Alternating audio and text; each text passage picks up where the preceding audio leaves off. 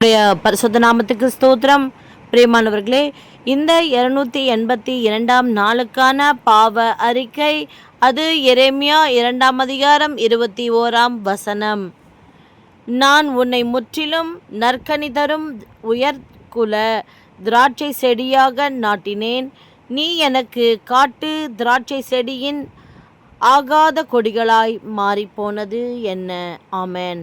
ஆம் பிரியமானவர்களே, தாயின் கருவிலே உருவாகும் முன்னே உன்னை தீர்க்கதரிசியாக கட்டளையிட்டேன் என்று கர்த்தர் சொல்லியிருக்கும் பொழுது, நாம் பிறக்கும் முன்னே தாயின் கருவில் இருக்கும் பொழுதே உயர்குல திராட்சை செடியாக நம்மை நியமித்த தேவன் எவ்வளவு எதிர்பார்ப்போடு இந்த பூமியிலே விதைத்திருப்பார்.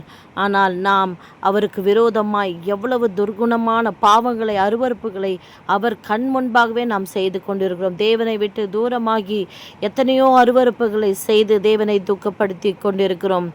யார் யாருடைய இதை கேட்கிற யார் யாருடைய இருதயத்திலும் கர்த்தர் என்ன விதமான பாவம் நீங்கள் செய்கிறீர்கள் என்று உணர்த்துகிறார்களோ, இப்பொழுது எல்லாவற்றையும் அறிக்கையிட்டு விட்டுவிடுகிறேன் என்று சொல்லி தேவனிடத்தில் இரக்கத்தை கேட்டு பெற்றுக்கொள்வோம். ஸ்தோத்திரம் ஆண்டவரே, இரக்கத்தில் ஐஸ்வர்யம் உள்ள தேவனே, அப்பா ஸ்தோத்திரம் ஸ்தோத்திரம் தகப்பனே.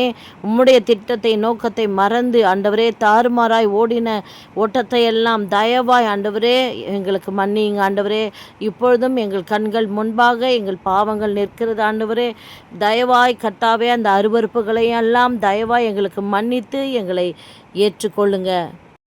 இனி சத்ரு எங்களை பாவம் செய்ய தூண்டும் பொழுது தயவாய் அந்த சத்ருவுக்கு எங்களை விலக்கி பரிசுத்த வழியிலே நடக்க எங்களுக்கு கிருபை பாராட்டுங்க.